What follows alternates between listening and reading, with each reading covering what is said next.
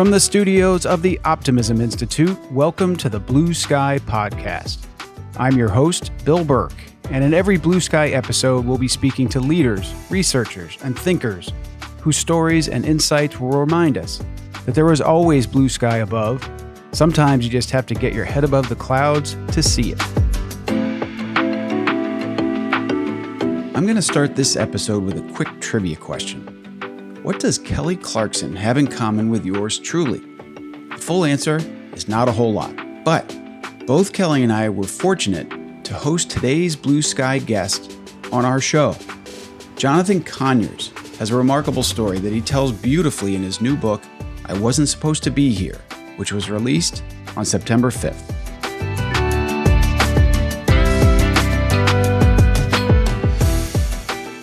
In addition to being a newly published author, Jonathan Conyers is also the founder of Conyers Media and the host of the Professional Winner podcast. He sits on the board and helps run the Brooklyn Debate League, a nonprofit whose mission is to bring speech and debate to at-risk communities.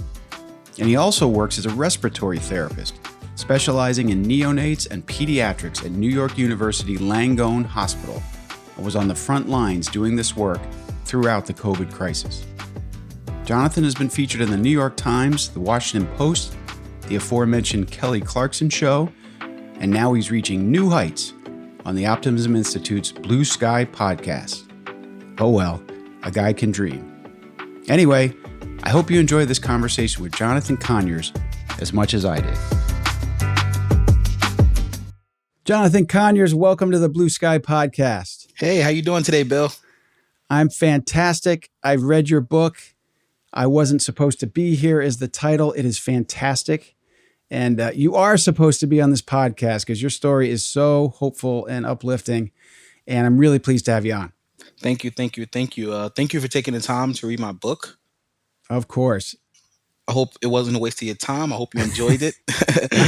Not at all. And I'll interpret the title to say that, given your background, one might suggest you shouldn't have done as well as you did. You were not supposed to do this well. So if I have that right, let's start with your background. And two people in the book I found just fascinating happen to be your mom and dad. And they're an interesting story for a lot of reasons. They had so many struggles, and yet they really wanted to raise good kids. Can you talk about that, what the early years were like in your mom and dad? Yeah, my parents were addicted to crack cocaine, and I don't want to say they're still battling that situation in their life. However, they're doing much better, and I'm super proud of them. But throughout the book, I share a lot of tough stories. I share a lot about our journey. I share a lot about things that I went through because of their addiction, because they were going through so much where they didn't have the time to provide me my necessities. They didn't have the time to be adequate parents and role models that I needed to survive and thrive in this world. But throughout their shortcomings and a lot of the misfortunes that they had to deal with, they highlighted the importance of education. My mother used to walk the highways of Virginia to make a parent-teacher conference. She never missed one. My dad would do drugs all week, but he never missed work. He built so many communities and was a construction worker throughout Virginia. A great chef, and always taught us the importance of hard work. Education was ringing throughout my ear. They always talked about it with my siblings. They always created an open space and dialogue for us to be able to articulate ourselves, to say how we felt.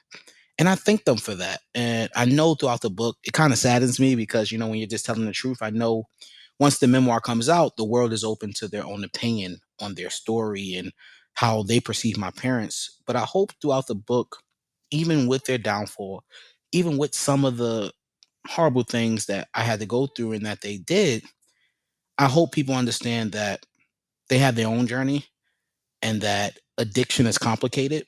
And it's not like the movies where everybody is begging and just asking for money or living in these horrible settings, where there are people who are addicted that raise families. There are people who are addicted who care about their children, who care about education.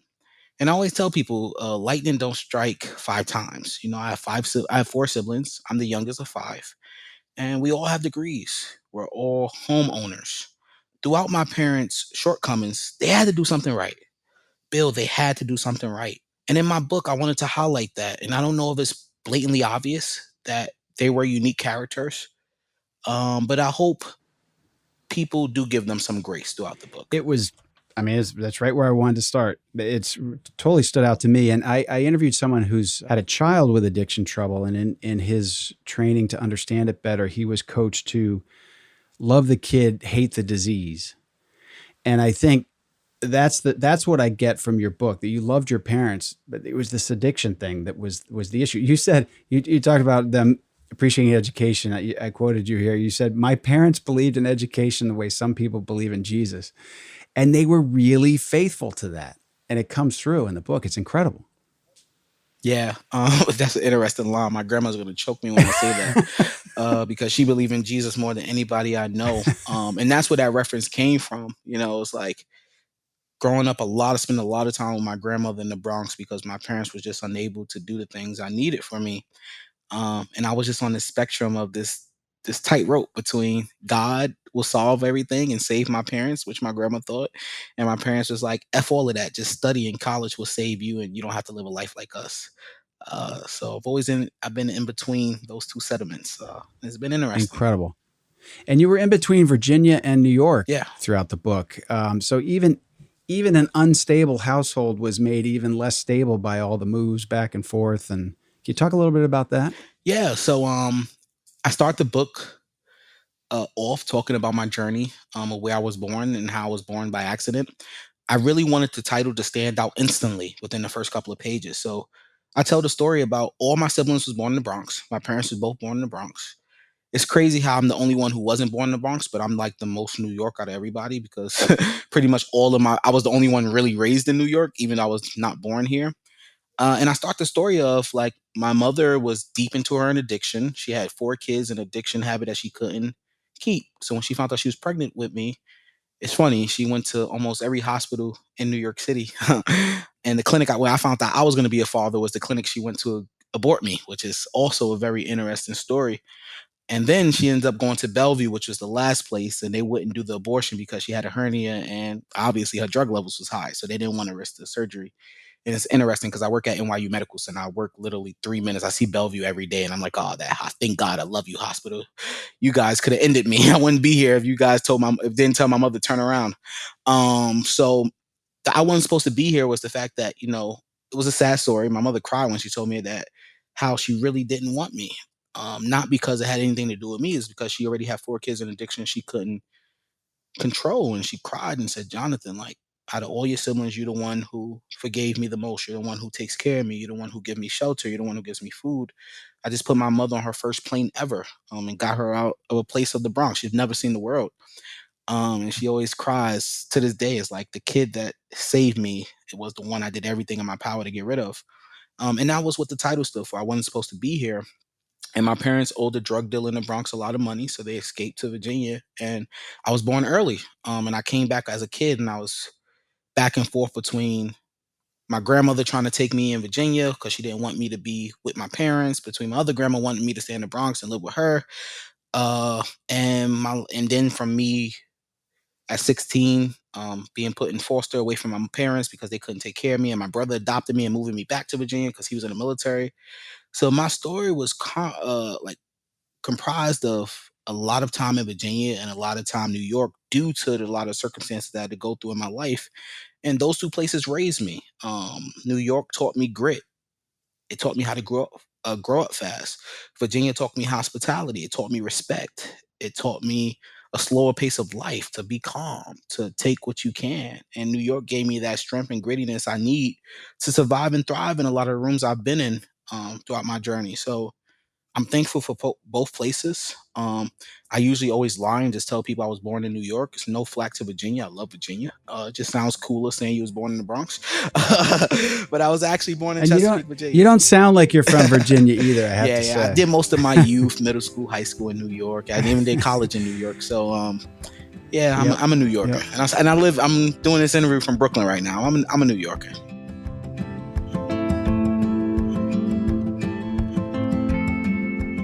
Jonathan's memoir is full of remarkable characters, and the first of these to come into focus are his parents. Given their struggles with addiction, I kept thinking that even if they were able to survive, they'd eventually disappear from Jonathan's life. But they didn't, and while his parents' direct contact with him waxes and wanes, their devotion to Jonathan and desire to see him get educated and advance in the world never goes away. And he was kind in explaining that I got the meaning of his book title wrong. It really came from the fact that he was almost never born. But as the book progresses, he really does wind up in places where you'd think, given the odds against him, that he wasn't supposed to be.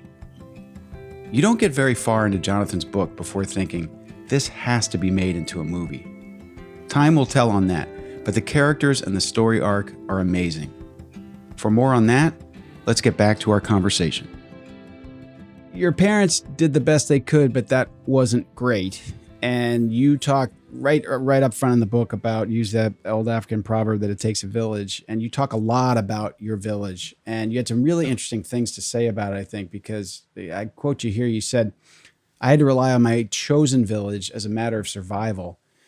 This would be advice for your readers. But it doesn't have to be that way for everyone. You can build your village out of a sense of desperate need or because you're embarking on a new path in life and you need a village to help show you the way. So throughout your life, you really highlight, I think it's one of the strengths of your book, these incredible people that you encountered. And one of the stories you tell is about you're getting ready, and I'm jumping ahead, but you're getting ready to go to school where you have to wear a necktie. And it was a very poignant story because a guy like me takes for granted that I grew up with a dad who taught me how to tie a necktie. You didn't. And you've got this mess of a shoelace tied knot around your neck. Can you tell us who helped you with that? Yeah, it's so funny. This is like the third time this came up today. I don't know why this story, and this is how you know somebody read the book, because I talked about it briefly, but it's literally one of my favorite moments of the book. I'm going to answer that question, but just to go back, right? I wrote this book for two things. I wrote this book to tell people the power of resilience and how resilience is my extraordinary gift. And I think it's a gift that all of us have. It doesn't make me unique. It's something that we all have. And the second reason I wrote this book is to highlight my village. And I didn't want this memoir people to come across and create this stereotype and put me in a box and say, oh, this is just another Black story of a kid that went through a lot and went through the projects and now he's successful. I wrote this story to show how the power of communicating with people who may not look like you, who may not understand you, who may not know the things you're going through because they have never faced those challenges, but they can still be guideposts and leaders in your life and show you the way to live a better life. My village was comprised of numerous people who didn't look like me, who didn't think like me, who didn't understand the projects, who never have seen crack addiction at the level I've seen it, but yet they have helped me get to the point that I'm at today. And also, I wanted to tell people there are so many good people in this world, Bill, that just want to help people. I know a lot of times the media portray us being divided and they show the evil parts of society, but there are so many people who are good and want to help people. But a lot of people think in order to help people, they have to sacrifice their career, or they don't want to commit, or they have to do so much to be a mentor or part of somebody's village. A conversation, Bill, a smile, saying I care for you, a meal, giving a homeless man $5 can change the trajectory of their life for that moment. And throughout my book, I show a story where my dad worked construction. He never taught me how to tie a tie. And he was going through a lot where he didn't even have the bandwidth or the time to teach me how to tie a tie because he was facing his own addiction. And I remember my first day of high school, Frederick Douglass Academy in Harlem. I am getting ready to get on the bus. I have this principal that everybody loved and adored. Rest in peace, Dr. Hodge, who was stern. He believed in, and he wasn't a Black man. This is a white man who believed in helping Black boys. And at first I couldn't believe it. I was like, what does this white man know about helping Black boys? But then you looked at his resume.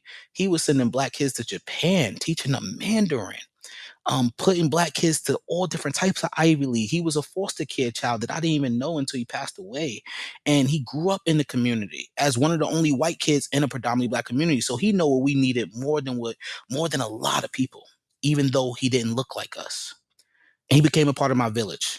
And him being a part of my village was tough love. You had to have your tie on. You had to have a belt. You had to have your shirt pressed. You had to be tucked in. He thought black men needed to represent themselves a certain way because of all the negativity and the perception that we had. And while I'm getting on this bus, I'm struggling to tie this tie. I never tied the tie in my life. I had to wear a uniform to high school. I was pissed about that. And a homeless man teaches me how to tie my tie. I've never seen this man again to my life.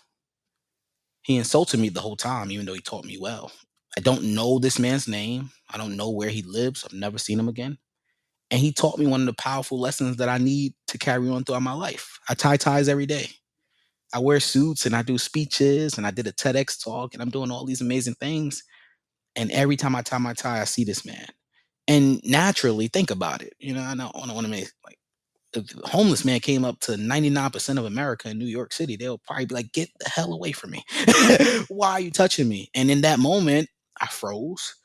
And me being open to allow this man to be a part of my village because he's a part of my village. Yeah, and I love the story too because he tied the tie beautifully, and you thought you were all set, and he untied it. And he's like, "Now show me how to do it." He was a persistent. He didn't just.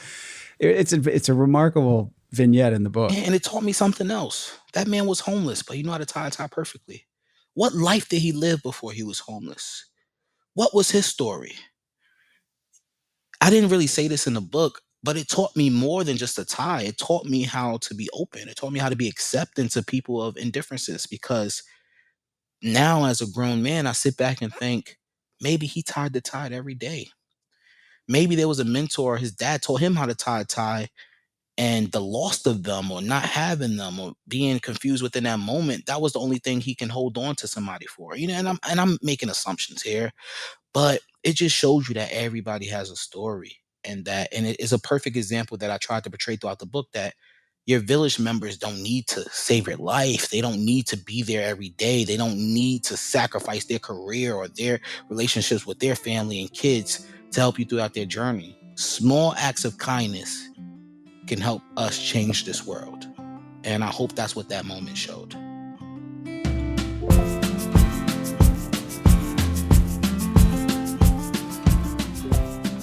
Yes, of course, Jonathan's book is about him. It's a memoir after all. But more than probably any autobiography I've ever read, his celebrates others, those who have shaped him over the course of his life. And at the same time, as you'll see, he helped them along the way as well. There's a reason that others Jonathan has spoken to have responded to the necktie story. It's really memorable. And I think he's right when he mentions the importance of small acts of kindness, even if it's just a short conversation or a smile. He also says that we all have it in us to be resilient, especially if we're able to rely on the village that surrounds and supports us. Dr. Hodge is one of these people, that classic character who's tough on Jonathan and his fellow students, but he behaves in this way out of a genuine concern and love for them. Now back to my blue sky conversation with Jonathan Conyers. Dr. Hodge is another great character, as you said, stern taskmaster. You're at Frederick Douglass Academy. He's stern, like you said. You not only had to have a tie, you had to have a belt, which you didn't have. But of course, he chewed you out, but then he gave you a belt and asked you to bring one of your own the next time. And one of his rules was you had to do something after school, and you weren't going to leave school before 6 o'clock. And so you're a big guy. You were thinking about football and some other things. And you wander past a classroom taught by Ms. DeCalandria, we'll shorten her name soon. Ms. Dico. She is a huge part of this book and just clearly an incredible human being. So talk to us about how you fell into her class and how did what she was teaching about debate spark your interest and how to change your life, frankly. Yeah, so I didn't like lunch in Harlem. I just hated school lunch. And also, I don't think I really mentioned in the book, I did mention I had an incident in Harlem with one of my friends in the book who were into gangs. And I was very afraid of going to school in Harlem. I didn't know what gangs would be out there. I didn't know if the actions I portrayed in middle school, some of the bad, poor choices I made would follow me into gang activity in Harlem, being a kid from the Bronx who had issues with rival gangs in Harlem. So also, I didn't like school lunch, but I was afraid of walking into the wrong person because the cafeteria is where everybody's hanging. all the people who don't want to go to class is in there just looking for trouble. And I didn't want to walk in there without my brothers in the Bronx, another way of saying my gang in the Bronx, not being there to support me. I was far away. So I just went to class, which I knew nothing would happen to me in class, hopefully. And I stayed really low key. So throughout my lunch period, I would just walk the halls. And Dr. Hodge was, I mean, he was like a mosquito. Like he just wouldn't stop. He was just all over me every moment, every moment. It felt like he was bullying me at one point, but he wasn't. He was just concerned, and he was just coming to me constantly. What are you doing? What are you doing? So it was two things. I ain't had nothing to do. I couldn't just keep roaming the halls, and my back was against the wall. This man was serious. He was threatening to suspend me, like just for not choosing activity. But legal issues were involved in this situation, so I pretty much had no choice. So I end up walking past, and I hear this lady just asking a bunch of black kids, "What's your why?" and being loud and forceful. And I'm just like, this looks interesting. Looks boring, but it looks interesting. And I looked at her and I said, "Hey, can I sit down here?" And she's like, "What grade are you in?" I'm like, "I'm in ninth." And like, "Oh, this is a senior class. Ninth graders have lunch right now." And I'm like, can I just sit in the back?" And she's like, "Well, I'm not gonna turn you away. Just sit down." And a couple of days go by, and these kids are talking about prison reform, crack epidemic, all types of interesting conversations. And I'm intrigued. I'm extremely intrigued. Don't know most of the stuff that's going on, to be honest, and I'm intrigued. And now I'm starting to hear kids talking about, yes, I'm applying to Yale. I'm applying to MIT. And I'm like, but these are the cool kids. In my neighborhood, the cool kids all did illegal stuff. So I've never been in a environment where like every kid was doing the right thing and looked like me and shared similar stories to me and had parents who were on drugs or a brother who was in jail, but yet they have limited those excuses and still wanted to change their lives. So that class forced me to reevaluate who I was as a person. It forced me to think about my anger. It put me in a situation where I looked at kids who looked like me, went to me, who didn't make excuses for what they were going through. So I kept coming back and I was intrigued. And then something happened. A kid said something that triggered me. And they talked about kids who were poor and people living off Section 8 and how we live in luxurious lives in the projects. And I'm just like, and I tell anybody this, whoever wants to take a tour of the projects with me, let me show you how not luxurious it is. There's no advantages there. But I spoke. I stood up and I spoke, and I slipped up and I shared some of my personal story, which I never did. I wasn't a talker back then. And it was like I broke the code of black people. You don't share your story. You don't tell your trauma. You keep mama secrets. You keep grandma secrets. You keep daddy secrets. You deal with it. You internalize it. And it's a horrible way of thinking, because when you internalize it, it just makes you mad and you end up making poor choices and hurting people eventually. And I said it, and something else amazing happened. Nobody bashed me. Nobody laughed. Nobody made a mockery. I felt warmth. I felt love. I felt understanding. And this kid did something that was even more remarkable. He apologized and said, "Based on the way you spoke, I now see different. I understand, Jonathan." And it was the first time when my voice mattered. It was the first time where I cried for an attention in a different way. And people who looked like me and people who didn't look like me were receptive to it. Nobody bashed me and said, "Be tough, be a black boy, hide your anger, invoke violence, prove your worth, hurt your community." It was like, "We hear you and we see you. How can we help you through this?" And in that moment, Dico seen something in me, and she asked me to join the debate team. And at first, I wasn't going to do it. I'm not joining no goddamn debate team. And then Dr. Hodge bumped me in a hallway and said, "What are you doing?" I said, "I'm joining the debate team." And it was the best decision of my life. It changed my life. I found my new voice. I learned how to speak. I learned how to accept. And I learned that I can thrive in rooms where people who didn't look like me. So it was life changing.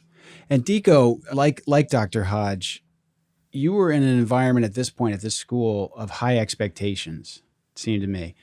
And so, high school debate team, and I forget which year you were in high school, but eventually it's, "Hey guys, we're going to Harvard University to debate. Harvard University to debate. I think we were in the JV level, but you guys were in high school. I'll quickly tell the story. I mean, you lose the debate and you're kind of like, whatever. And she's not having it. Can you tell that story, what that was like? First of all, just being at Harvard University, coming from where you were, and then what the debate experience and what her response was like? Yeah, so this was 2011, and I was in 10th grade, which was unheard of for 10th grade, even at JV level, to be debating at Harvard. And at this point, if you read the book or if you looked at the Humans in New York story, Dico is no longer a she, Dico is a he. Dico ends up telling the team that, hey, I am trans. I am a boy. I want you to refer to me as Dico. And for us, just being honest, like growing up in a Black community with a bunch of heterosexual men who looked down upon that, who thought Black boys have to be strong and that was a sign of weakness, it was a different mindset and the way I had to think as a child at that age. But Dico taught me one of the most powerful lessons of my life. His pronoun and who he felt he was in his skin and his authentic self didn't define his heart, didn't define his brilliance, didn't define his love for his students, and didn't define the fact that he was going to help us get out of some of these tough circumstances we were dealing with. So going to Harvard and debating and going in with low expectations, like I can't beat these rich boys with all these briefcases and Lincoln cars. And he's like, yes, we're going to talk about prison reform. My dad owns 3 prisons, maybe. It's like, how I'm going to beat him? Or we're going to talk about finance and your dad is the CEO of the World Bank. I don't even know how you even get that job. So it was kind of like you're going in, I'm trying to figure out how to eat at night living in a shelter. And now I'm competing against kids whose parents are lawyers, whose parents are doctors, who are having these conversations at dinner every day. And for Dico to really feel like we can compete against that and to show that our resilience, which is one of the main things of the book, and our stories actually gives us advantage. It doesn't give us a disadvantage. And I was very close. I was very close to breaking.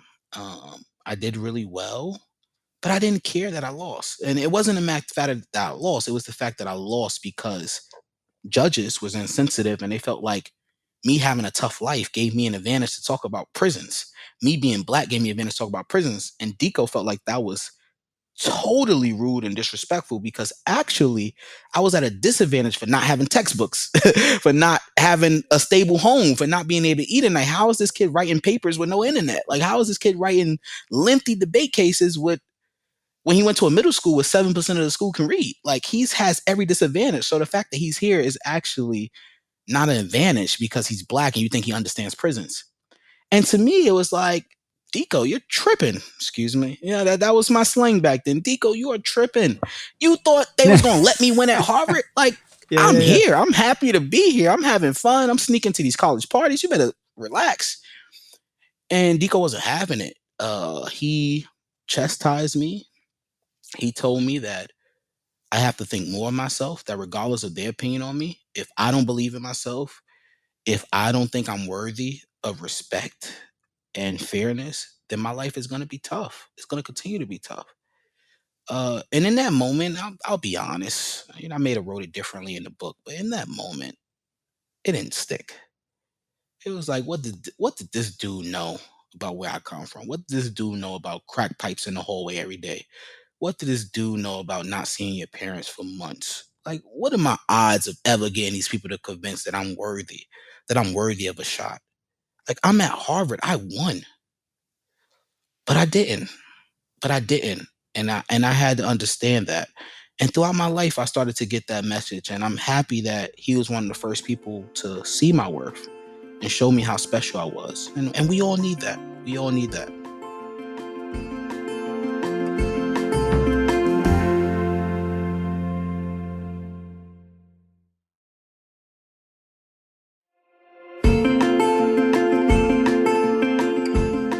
As mentioned earlier, Jonathan might be the star of this show, but he certainly shares the stage with other remarkable people.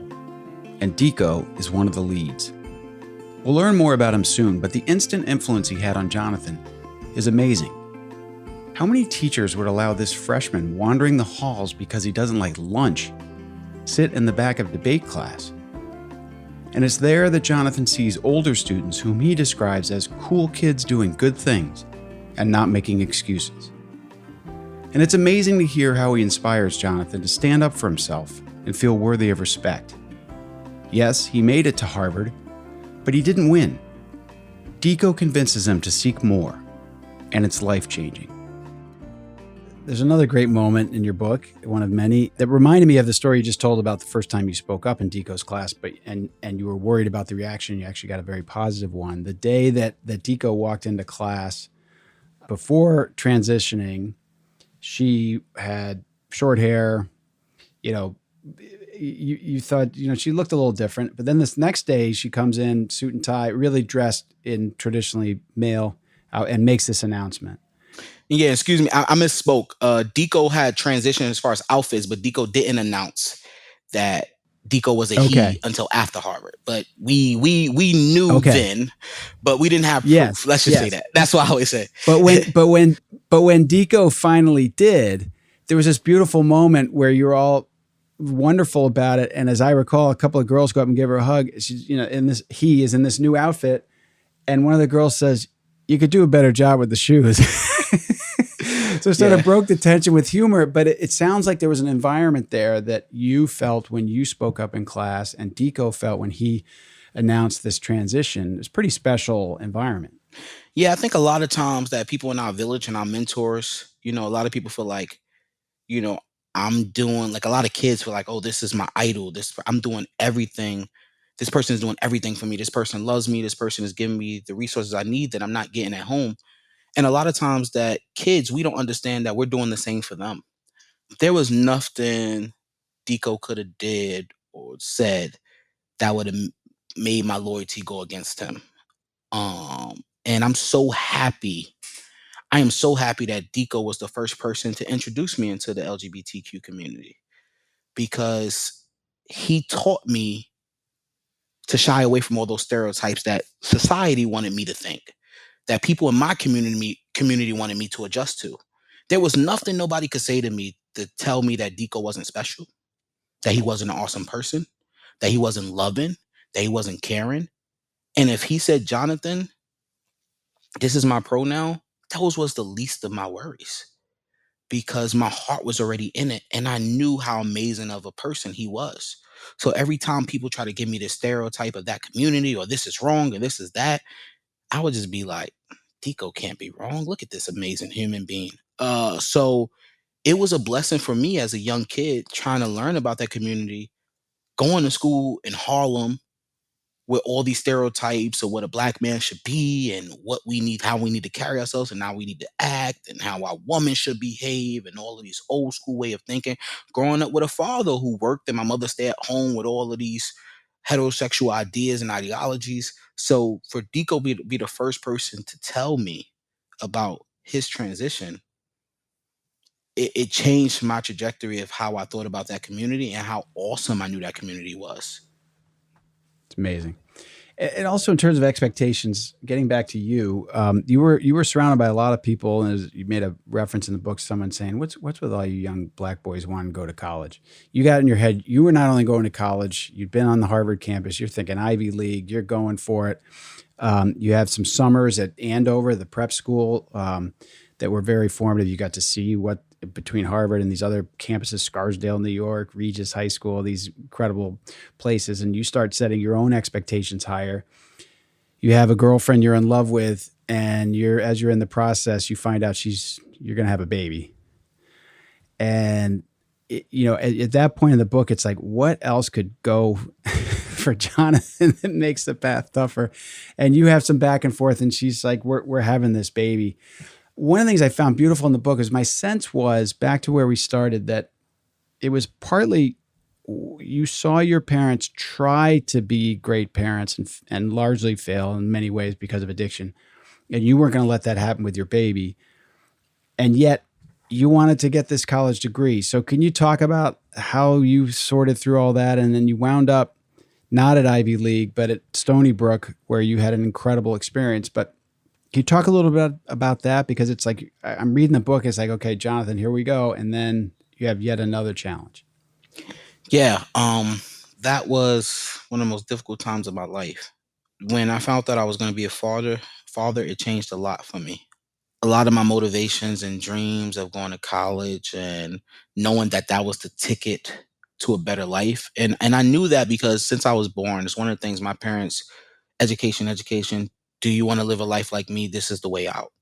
And I was the youngest of five. So I've seen four people go to college, and although they weren't like rich or doing, you know, fulfilling what they wanted to do in their career just yet, because they were still young and figuring it out, they had much more resources than we ever had.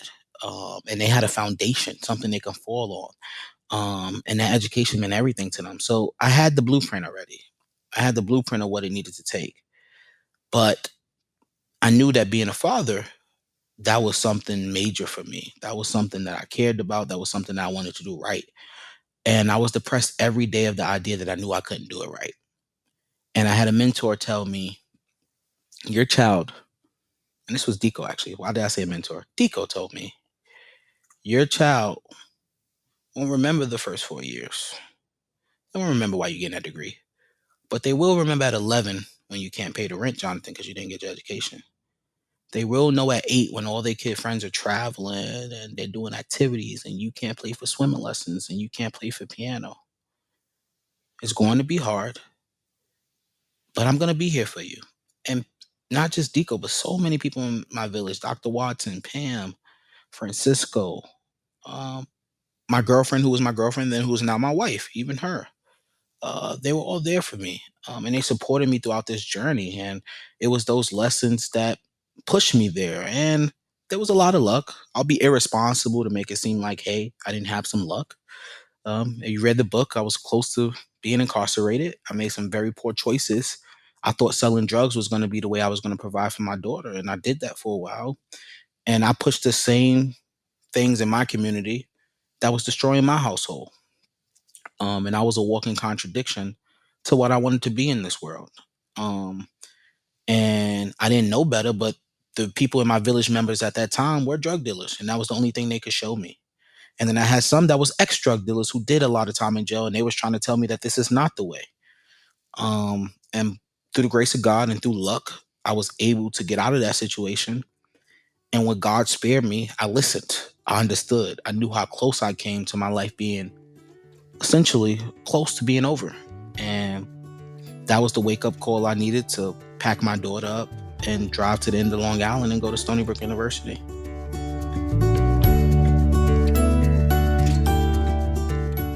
Jonathan's relationship with Dico is complex and heartwarming. He says that Dico's pronouns were the least of his worries and didn't define his heart, and that there was nothing anyone could say to make Jonathan stop loving him.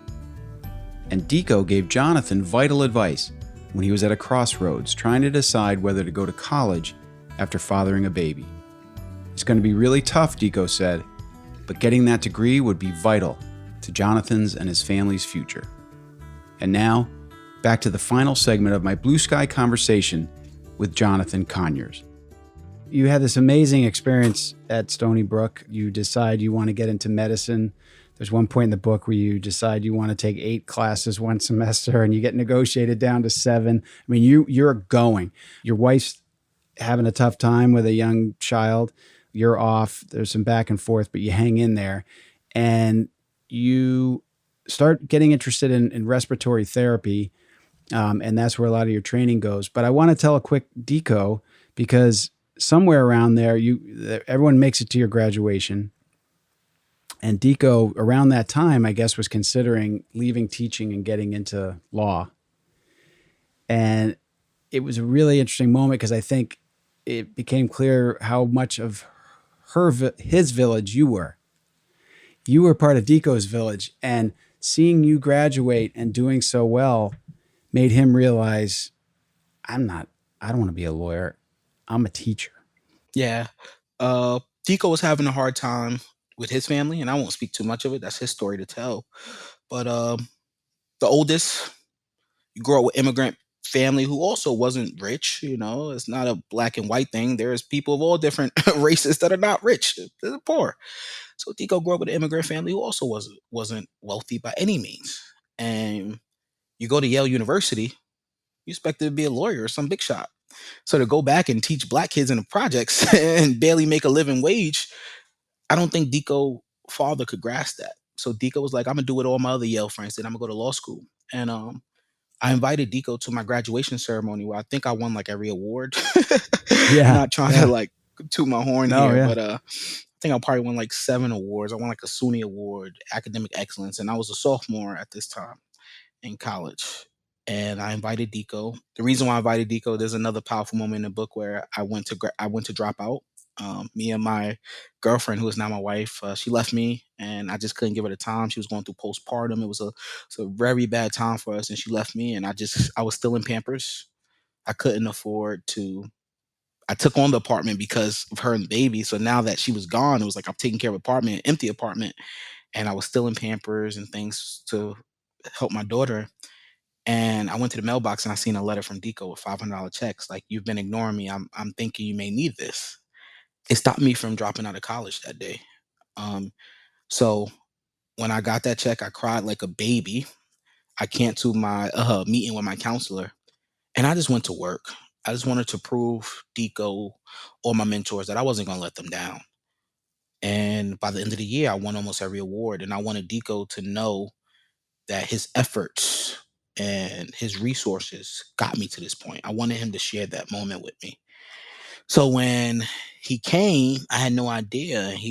I'm thinking him. I'm like throwing awards in his face. Like, look, I know you broke, but that $500 was worth it. Don't worry, I'm gonna be rich one day. I got us. I'm gonna take care of us. Don't worry.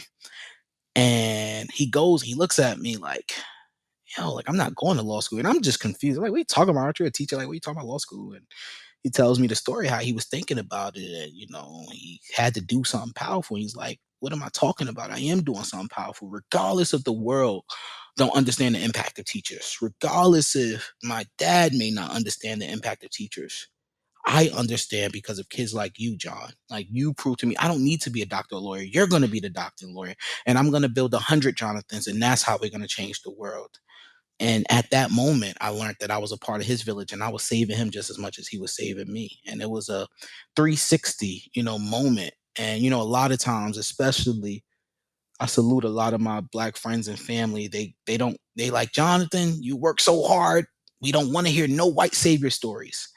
And I'm like, I can't think about what the world thinks. I can't think about a journalist spinning a story the way they want to spin it. I can't think about that. But I will be damned if I don't highlight these amazing people, regardless of the color of their skin, regardless of the pronoun, regardless of their gender, regardless of where they come from, their zip code, or what advantages or disadvantages they had in their life. I will share stories about the amazing people who helped me. And that's what this story is about. So, I hope it was obvious throughout it that as much as he was a part of my village and as much as I needed him, I learned later throughout my life he needed me also. I was going to say you were a savior to him, and $500 at the time was a lot of money. Let's talk about a bigger amount of money and something that you did in Humans of New York, which is not in the book. So Dico left Frederick Douglass, and I think part of it was not feeling comfortable there by how his transition was accepted. I think I read that into the way you described it. Yeah, it was a safety issue. So yeah, I wrote that in the book, but to be honest, at the time, I didn't know. Right. I didn't know to after. You were mad. You were after the mad that story he broke. left. Oh yeah, I hated him, to be honest. And I don't hate people. Like, I felt like I hated him at that moment. So fast forward, and Dico's at a different school, and as I understand the story, you come to understand that he's short several $1,000s to keep the debate program going where he was. Correct me where I messed this up.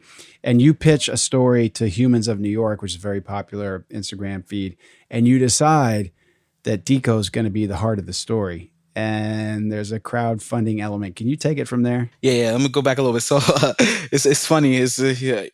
It's exclusive. Bill Burke. You're the first to get the real story. Let's go. So another thing that don't make the story is my journey throughout COVID. Throughout COVID, Dico comes and tell me about the Brooklyn Debate League.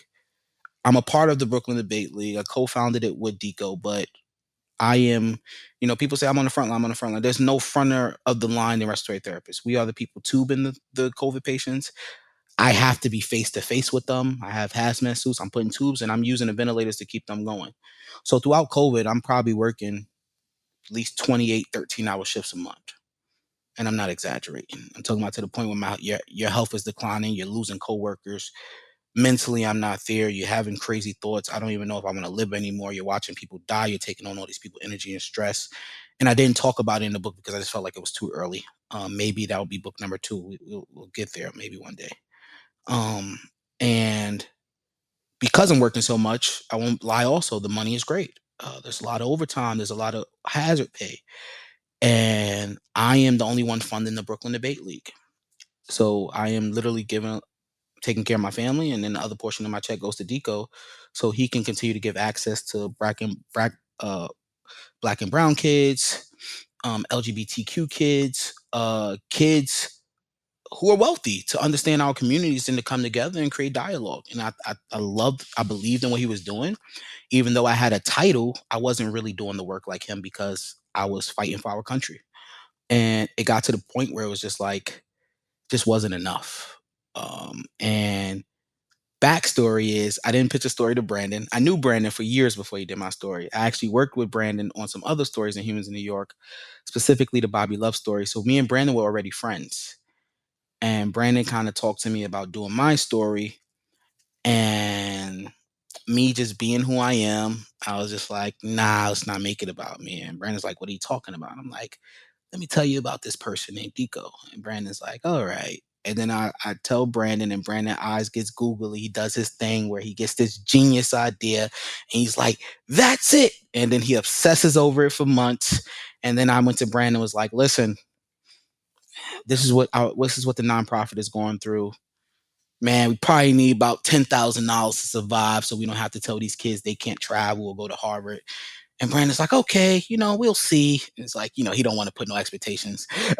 So then we do the story. Dico's like, yeah, John, I think I'm gonna close the BDL. I can't do this. And I'm like, just give me 1 second. You don't need to close the BDL. He's like, huh? Like, can't keep taking all your money. You got kids. You got to save for their college. I can't keep taking. I'm like, Dico, just wait. So I let Dico know. I introduced Dico to Humans in New York, introduced him to Brandon. Dico is just like, okay, it's gonna be a little bit of money. I'm happy, boom. And then the story breaks. We break the internet. Kelly Clarkson comes calling. Everybody's calling. People are like, then people started to learn about my real whole story. And now it's like, you need to write a book. And this is way more than just these 13 paragraphs. And then we wake up the next morning to $1.3 million in donations. The next morning. And he was in the hole like 8,000. Yeah, so Dico was in the hole like 8,000. I was in the hole a couple of thousand. I wouldn't say. So you overshot a little bit. Yeah, we were in the hole. Like, I wouldn't say I was in the hole. I was just gave a lot of money at that point, and it wasn't really doing much to keep us sustainable. And Dico is using his money, and Dico's a school teacher. He doesn't have it, and it ain't like he had some trust fund. He grew up poor also, so we're in the hole. And then literally 36 hours, we get 1.3 million. And then Dico asked Brandon to be on the board. And then Brandon says, I only join the board if Jonathan comes and works at least part-time for the BDL. And I'm like, Brandon, I just got a book deal because of you. And now I'm still in the hospital. I can't give away my first love. Like, I cannot leave the hospital during COVID, during war, regardless of the advance of what money I'm making now. Like, I got to fight. This is what I do. This is what I love. It's not about money. Like, I come here every day to save lives. And then Dico and all of them sit me down. It's like, this is our nonprofit. It's me and you, or it's nothing. And then it's like, what the heck? I'm not giving back 1.3 million. So now I'm co-founder of the Brooklyn Debate League. And we just made our 1-year anniversary of being a 503c. We have done amazing things this year. We had over 11 kids qualify for states. We have 4 partner schools. We have 4 kids make it to the national tournament in Kentucky. We debated at the UPenn Classic. One of our kids ended up getting a full ride to Lafayette. Another one of our kids ended up getting a full ride to Wesleyan. And these are all kids with tough stories similar to mine. We have had numerous tournaments. We have had 80 kids come consistently to our tournaments. Our summer camp starts next week, Monday at City Tech. And we have about 55 kids coming. We have turned this into a monster. We have a beautiful board. It ain't easy. You think $1.3 million would be a lot, but when you have kids who are hungry and at risk and who are traveling at some of these top colleges, uh, we spent a lot of money this year and we give everything for free. So, it's been tough. We're trying to figure out how do we sustain this, how do we grow this, and how do we create partnerships, and how do we not turn any kids away. So, I know the world will see 1.3 and say, wow, they did it. But any business person know that nonprofits, and if you're doing the right things the right way, it's expensive, consultants and scaling and therapy and all of these things. But we are extremely proud of ourselves. I never in a million years thought that I would be side by side with my one of my coaches, one of my heroes running this organization. If you talk to him, he thinks I'm the new coming of Christ, I think, and thinks that like I've done an amazing job as a teacher now, because now I'm a teacher. I'm a clinician teacher. I don't know what I am, Bill. I'm like 100. I have 100 careers. Uh, but I never ever thought that this would be so rewarding. That to be able to talk to numerous of kids and be a father figure to them and travel the country with them and yell at them the way Dico yelled at me, that they do matter in these rooms and that they should not just be happy with being there, that they deserve the right of fairness and equal treatment. And I experienced it as a coach this year, and it was so funny. I'm just so mad pacing down the halls, and Dico is just laughing like the kid that told me it didn't matter, huh? And it's weird. So like Dico's now teaching me how to be a teacher to help kids in my community, and it's like how life comes full circle. So I'm just so thankful to be side by side with him and that we continue this journey together.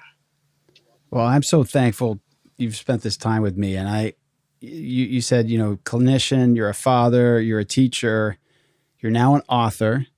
And I think you were wise not to put some of that stuff in because you're a young man. This is not going to be your last book, I don't think either. You're certainly going to live a lot of more amazing chapters. And I'm glad you told that last story because I was aware of it. And it just, like you said, the full circle nature of your story is just remarkable, and how Dico did so much for you. And then years later, you did so much for him. And so I can't thank you enough. The book is called I Wasn't Supposed to Be Here. I promise you, you will love it. Anyone out there thinking about reading this book, please pick up a copy. It's fantastic. And Jonathan, thanks again for your time. It was really a pleasure. Thank you, Bill. And I appreciate you for having me. And shout out to the Optimism Institute. You guys are doing amazing things. I've listened to some of your episodes, and I'm just honored to be a guest on such an amazing platform with an amazing person. Oh, thanks so much. Good luck with the book, and enjoy this process. You've earned it. Thank you, sir. Appreciate you. Take care.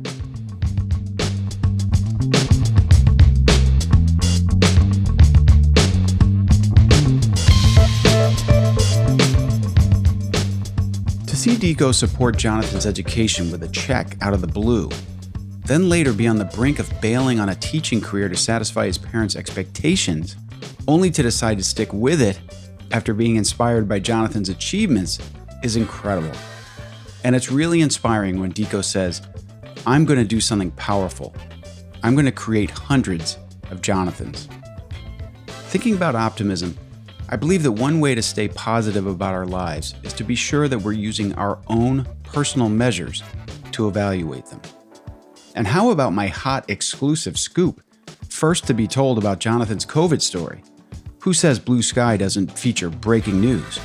But seriously, imagine what Jonathan's days were like as a respiratory therapist in New York during the pandemic's onset. And later, the Humans of New York story and $1.3 million raised overnight feels too good to be true, but it is. I told you this story would make a great movie. But we all know that even with the best movies, the book is usually better, and Jonathan Conyers' I Wasn't Supposed to Be Here is terrific.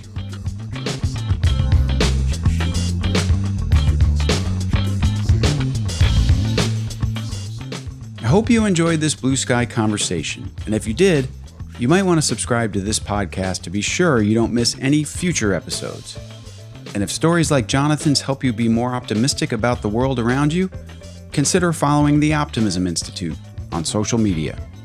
Until next time, I'm the founder of the Optimism Institute and host of Blue Sky, Bill Burke, and I thank you for listening.